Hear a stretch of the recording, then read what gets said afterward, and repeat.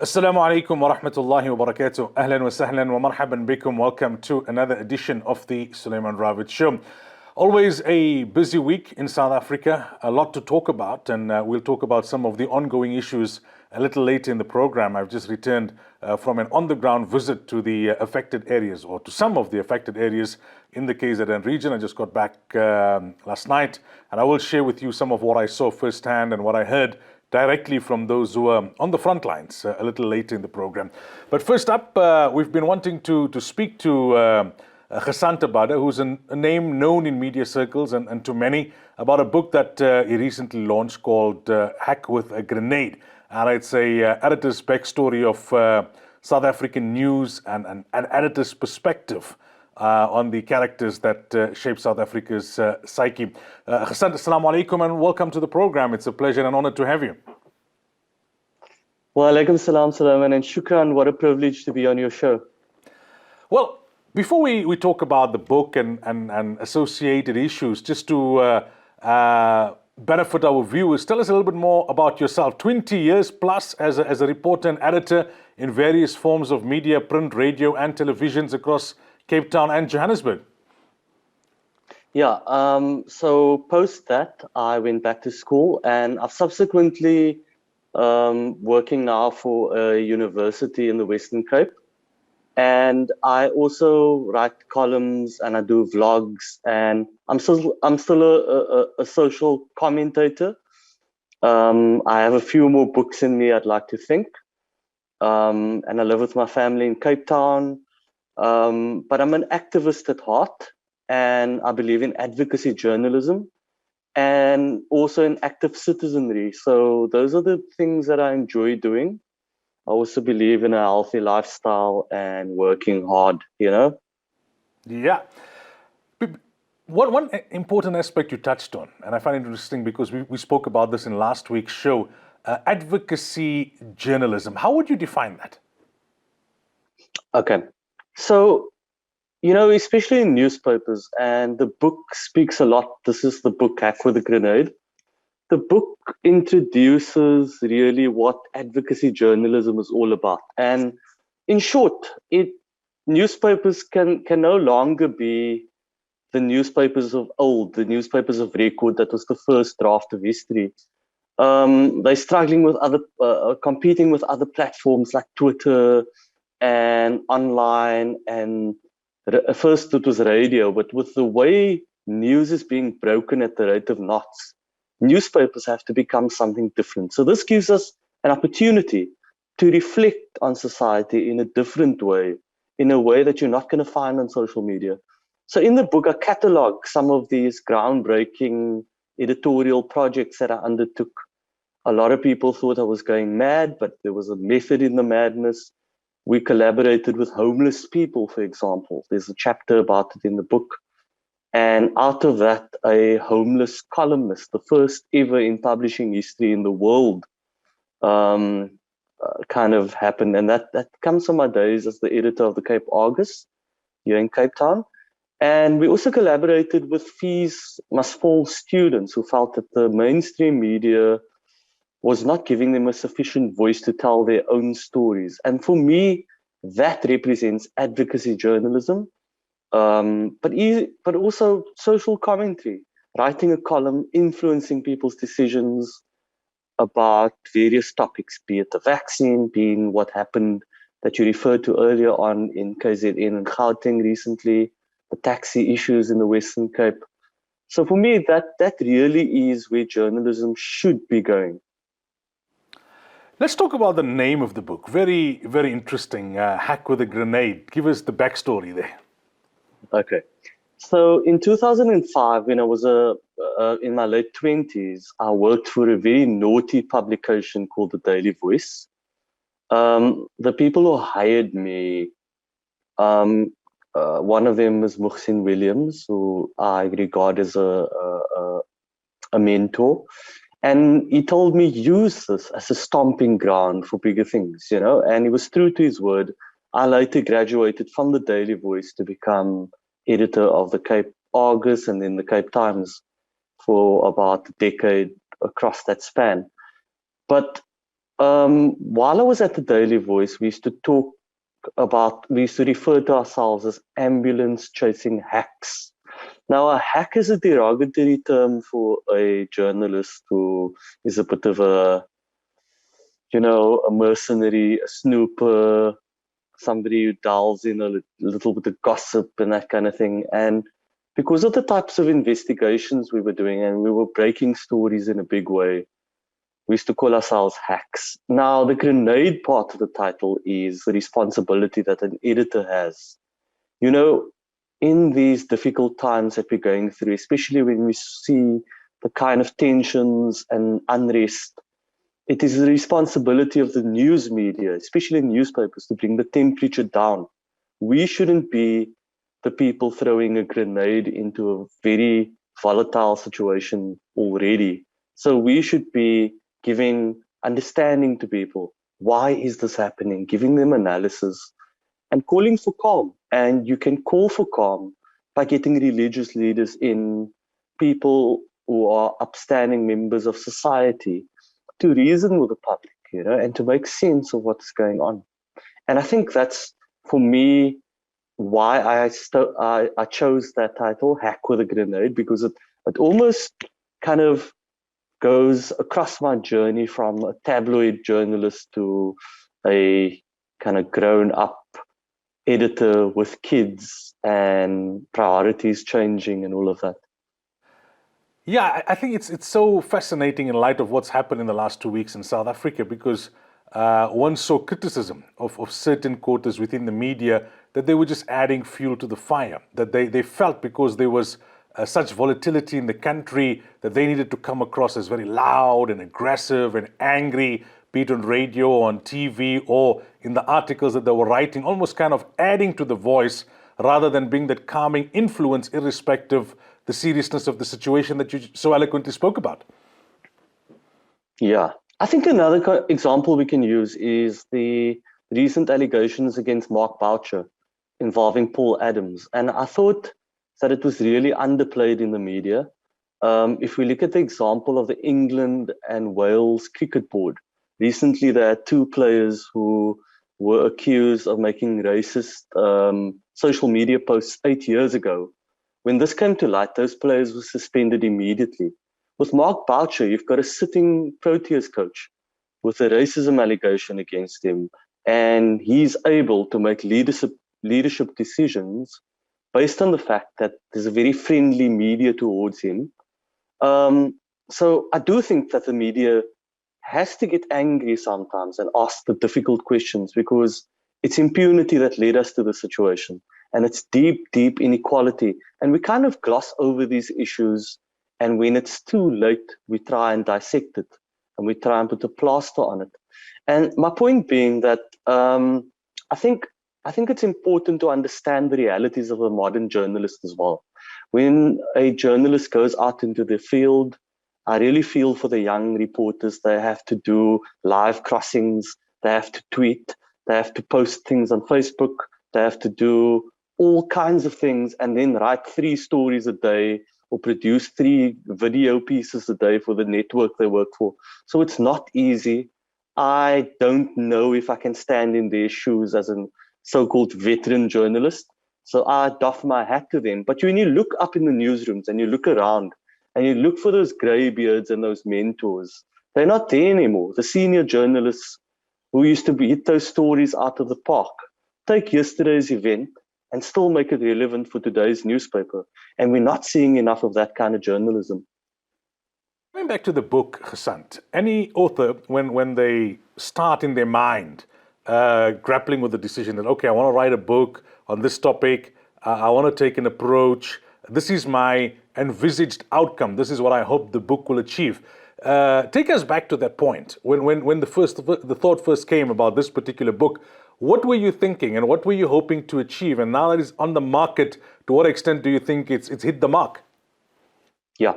So it's a funny story, because I think about 12 years ago, I decided to write a book about the advent of tabloid journalism in South Africa as a concept, and how was our society ready for this kind of brash representation of the news that was much needed, because there was a whole cohort of people who didn't read newspapers because newspapers weren't talking to them. So originally it was going to be a catalog of stories that I encountered. I started a manuscript with a few chapters, and that laptop I wrote it on, the hard drive broke. And it was only due to a few clever IT people for retrieving that manuscript, and that was the sign for me. But by then, I had grown up as a person and also as an editor and a media worker. I was now a father as well, and I had very different values that I had to the values I had in my 20s. So I decided, after writing about 200 profiles of ordinary South Africans doing extraordinary things, to write a book about people. And through those people, can we get closer to unraveling what the South African psyche is all about, whether it's religion, whether it's homelessness, injustice. We know of a lot of people who still don't know what happened to their relatives from the apartheid era, when people went missing and when they never came home. I speak about sport in there, but I also talk about my personal journey. In Cape Town, I'm regarded as a colored person. And this wasn't an accident. I was hired because I was colored at the Cape Argus, because it was believed at the time that it was a newspaper for colored people. And my own kind of self-doubt and self-worth being challenged in what was back then a very much white-dominated male media world, And it's only now recently that people who look like me and people who sound like me are coming into their own in the industry.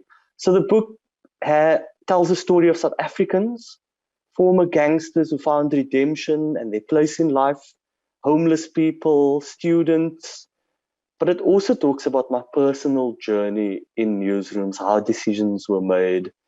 What you see on when you go into a shop and buy a newspaper, you don't know the backstory, the sweat, the blood, the tears that went into it, And some of the stories are very harrowing. I touch on missing children in South Africa, and particularly here in the Western Cape, and the story of the station strangler and Zephany Nurse as well, and how that was a recurring feature in my work I did across 2 decades.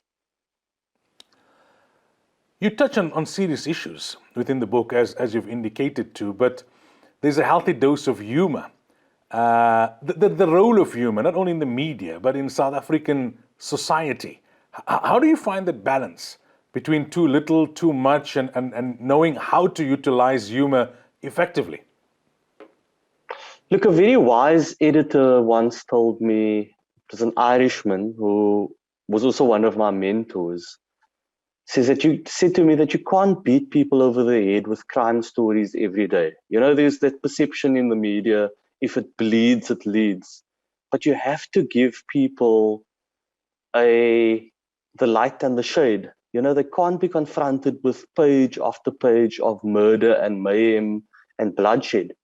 But they need to be able to see themselves and recognize themselves in the media they consume. And that's how they identify with the media products you produce. So for me, it's about creating a balance of humor. The Cape Flats people are renowned for their sense of humor.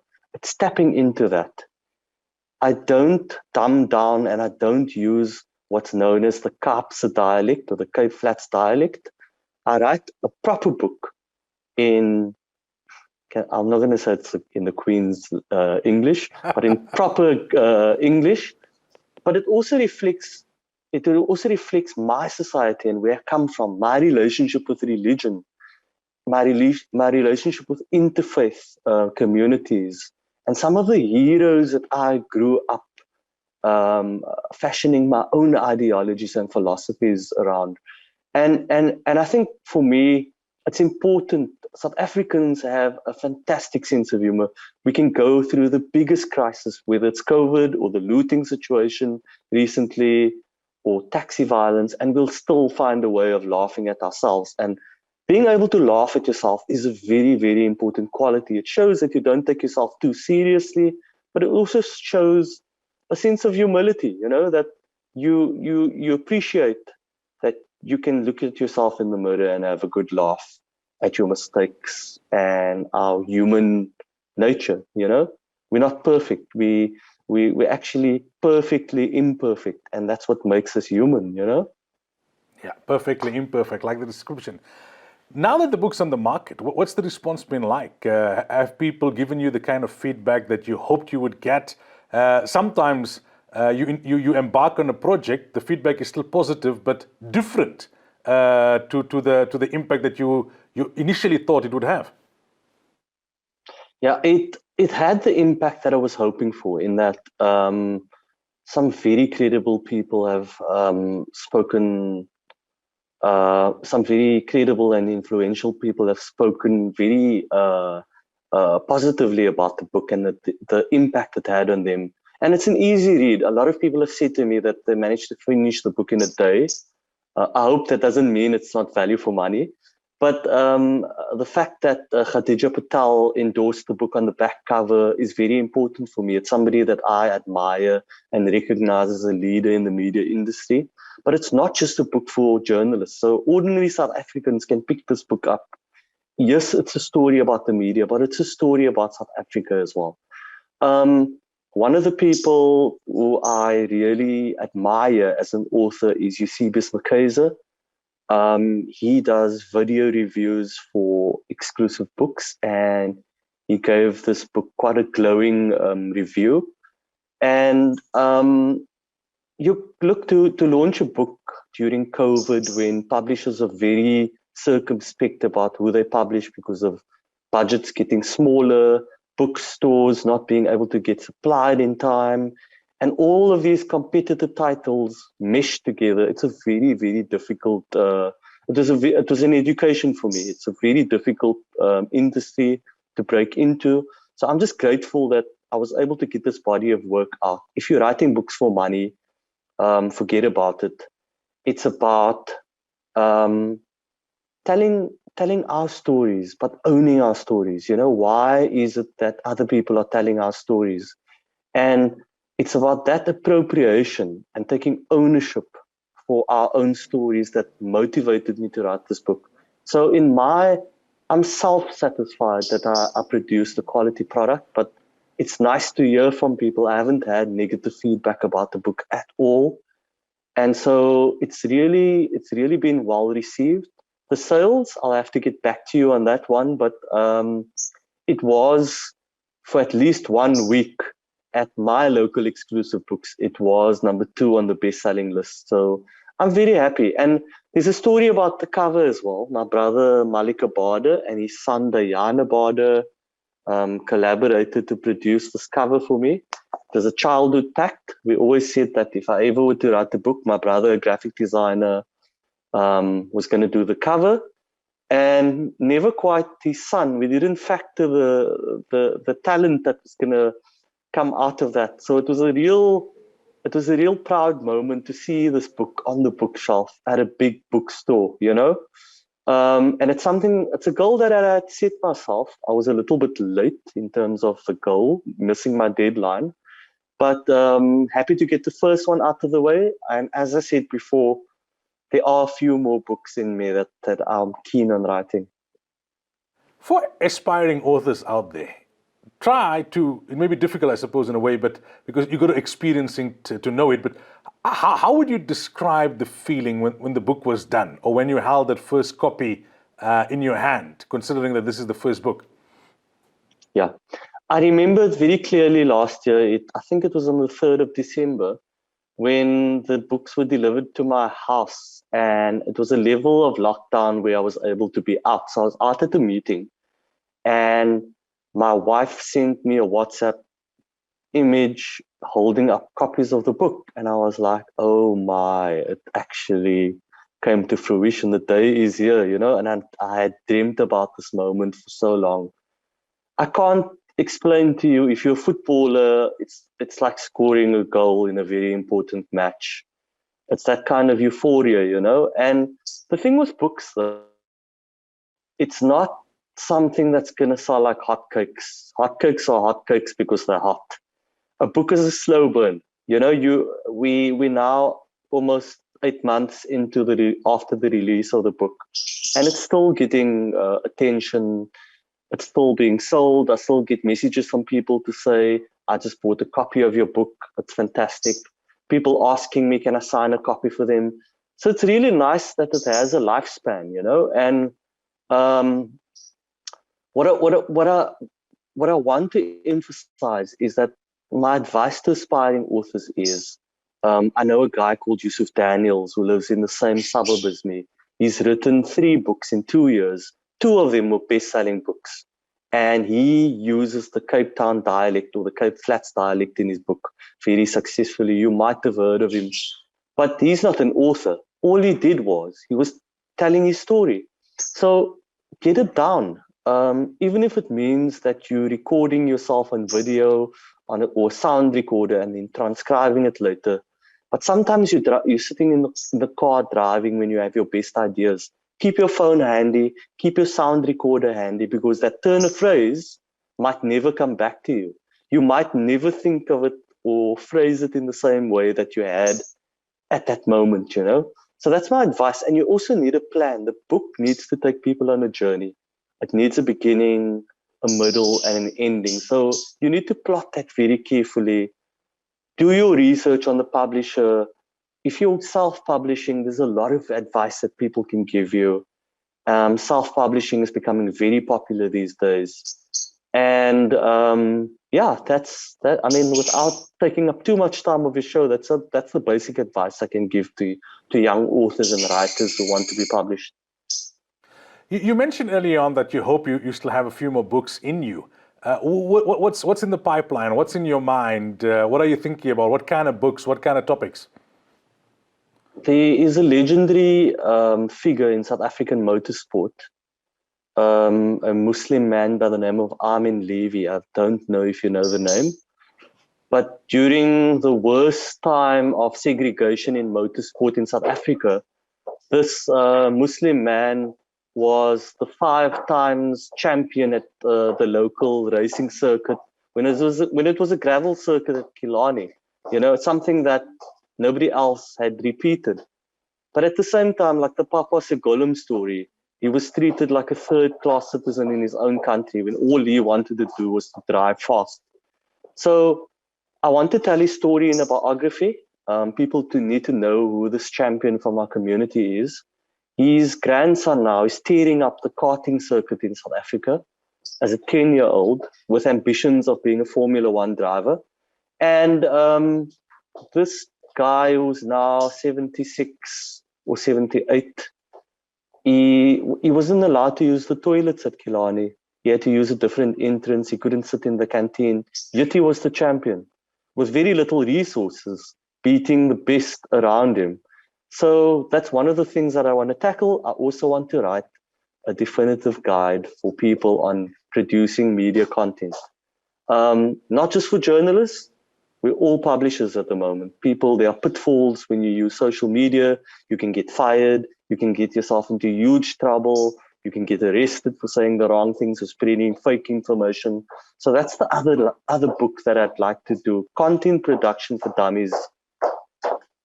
Finally then, Gasant, you mentioned, I think, right in the beginning that you went back to school and now you're currently in marketing and communications. Do you miss being in the forefront of media like the days when you were an editor of a newspaper? Look, I think for like probably 15 years, I worked every Sunday for that entire duration. So I'm enjoying having a Monday to Friday existence. I don't miss that part of it. I do miss the feeding off the energy of creative minds and brilliant thinkers in newsrooms. And I miss that, the banter, the off-color jokes and that kind of thing. But what I will say is that I'm still involved in the media. I write a column on Cape Town, etc. every week where I reflect and I give social commentary. I have a video blog called Live and Loud that you can follow on my YouTube channel, Loud House Media. So I keep in touch and I write articles for publications. As you can see, I'm working from home. Dad's walking across the back of me, and so is my wife and my kids. But it's important also for me to understand that I need to keep touch with an industry that I love, while being able to use the skills that I learned in a very positive way for good, and to test that skills in a corporate environment, because eventually that's how I future-proof my work life. When I retire one day, I'd like to have a consultancy doing the kind of work that in-house media and marketing and communications departments do, because companies are now shedding those functions, and they're going to need consultants. Well, Gasant, shukran so much for your time. We really do appreciate it, and we wish you all the best with your future endeavors as well. Shukran, Sulaiman, and it was a real privilege to be on the show. I know that the show is very well watched, and I can't wait to see some more of your shows in the future as well. And all the best to you. Inshallah. Jazakumullah. Assalamu alaikum wa rahmatullahi wa barakatuh. Wa alaikum salam. Shukran. Well, that was journalist and author Gasant Barder talking to us about his book, Hack with a Grenade. I know that my producer, Mohammed Chunara, he was the first, one to raise the issue and say, look, this is a fantastic book. I said, okay, share it with me. And that's when, things kind of fell into place. Time for a break. When we come back, I share with you a little bit about my recent trip to Durban, as part of a delegation to go and see the extent of the devastation and damage on the ground after the recent rioting and looting.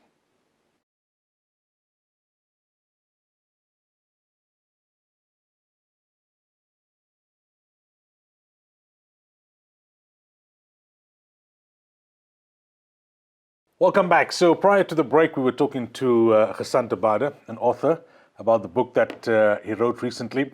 Now I want to share with you a bit of a report back on the trip that I undertook to Durban in recent days.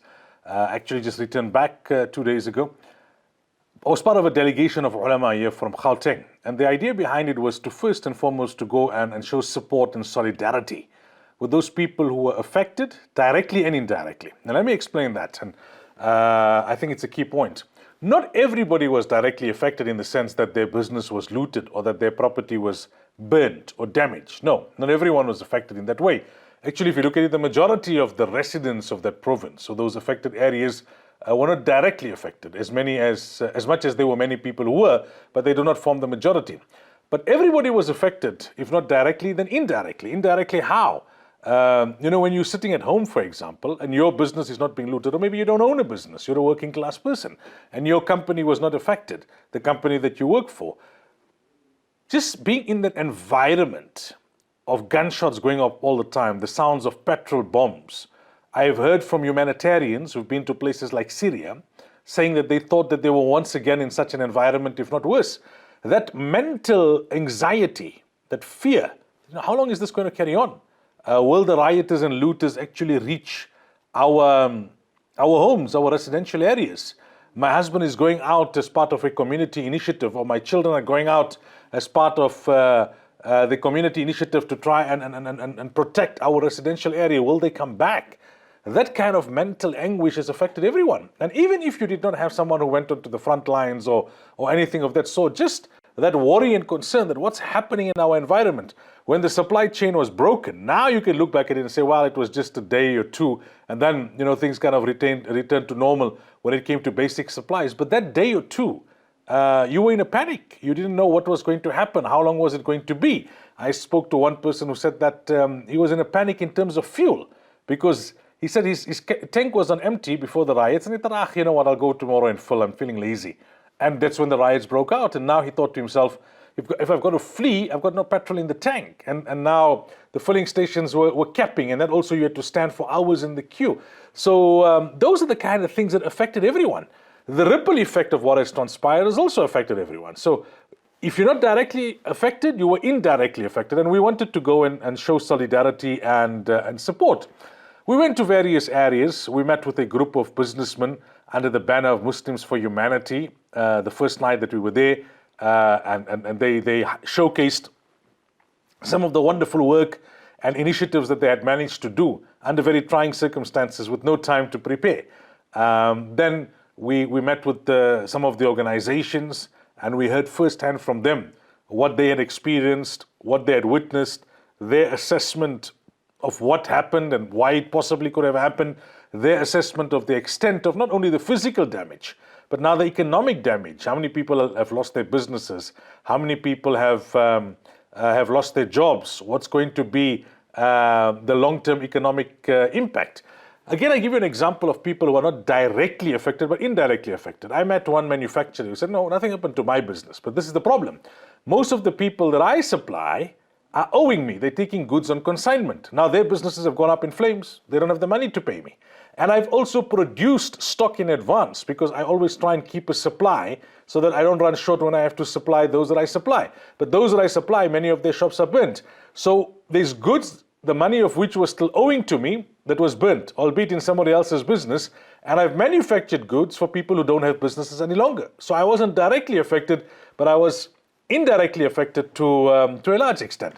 We went to Pietermaritzburg, did a program in the masjid, did a program for the business people, those involved in community safety, those involved in security, those from migrant communities, Pakistanis, Bangladeshis, Somalis, etc.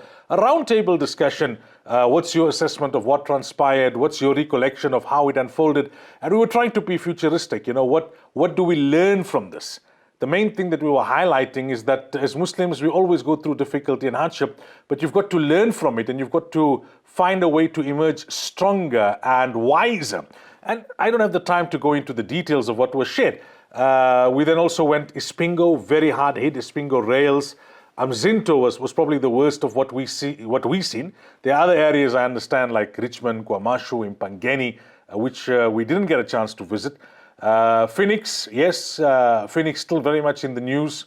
We met some role players there, and then finally Stanger. So it was a short trip, but we managed to touch some of the issues and some of the areas and some of the towns and the surrounding areas.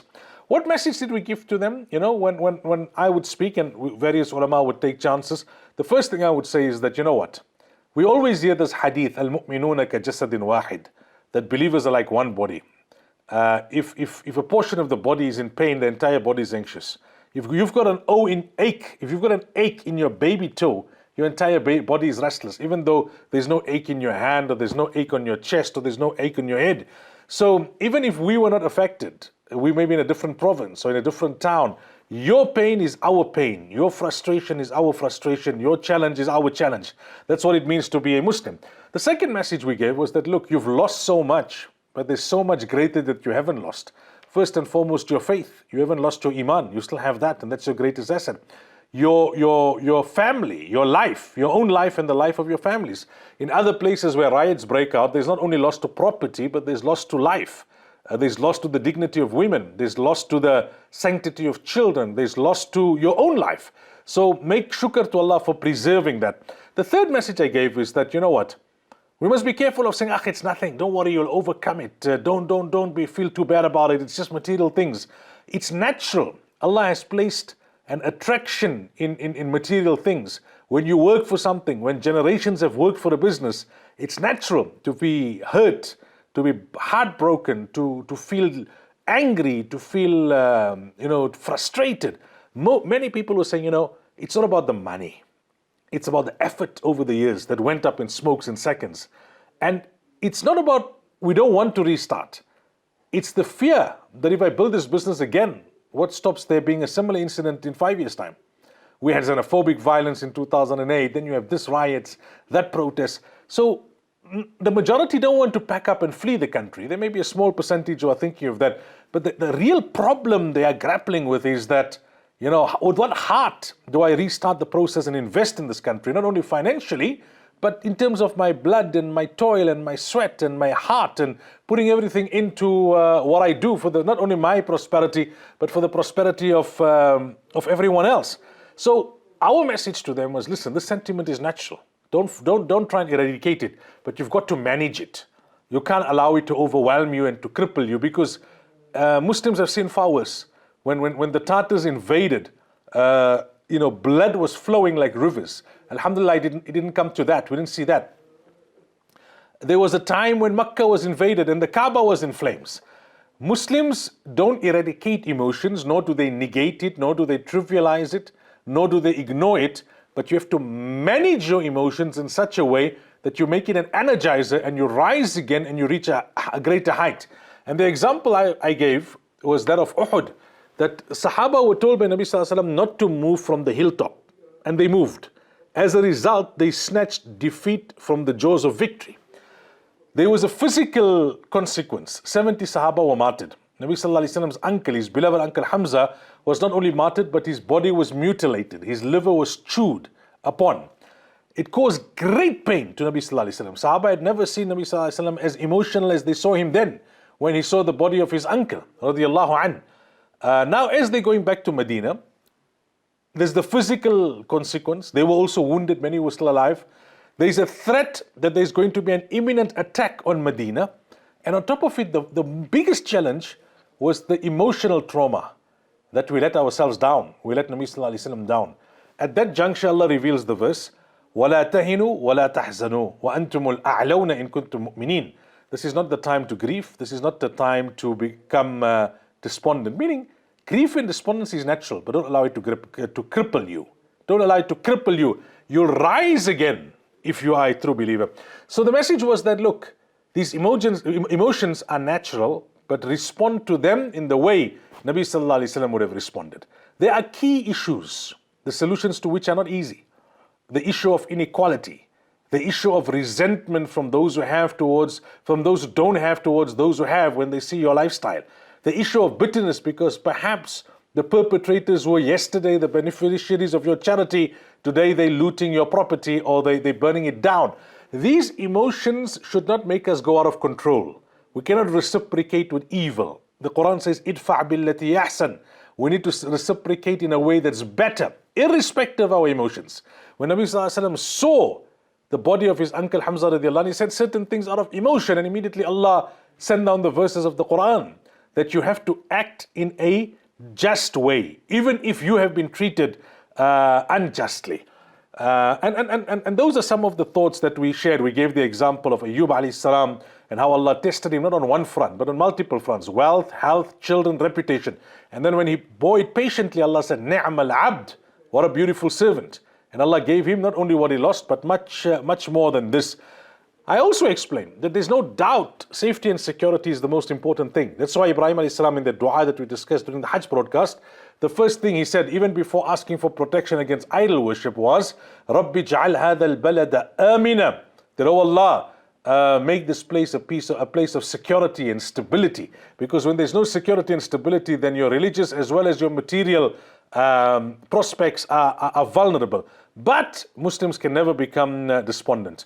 You ask Allah for afiyah, you ask Allah for ease, but if Allah decides to test you, you use that test as a foundation to rise up again. I also explained the greatest form of ibadah is to have good thoughts of Allah, husnul dhanni billah, that to have good thoughts that Allah will enable us to rise to even greater heights. We left them with a few messages, almost like a kind of a 4-point plan. One is messaging. Your messaging within the community needs to be correct. People need to be given hope. People need to be given perspective. You can't make people too despondent and say, forget about it, nothing will improve, just give up. On the other hand, you can't be glib about it. Don't worry, it was a minor, once-off thing, we're going to get on with life. You've got to find that balance in your messaging towards the community. The second thing was engagement. We can't give up. We can't say there's no point in engage. We have to engage with different communities, different race groups, different ideological groups, different religious groups, to be able to truly build that rainbow nation so that all our prosperity is secured. The third thing is planning and being prepared, preparation.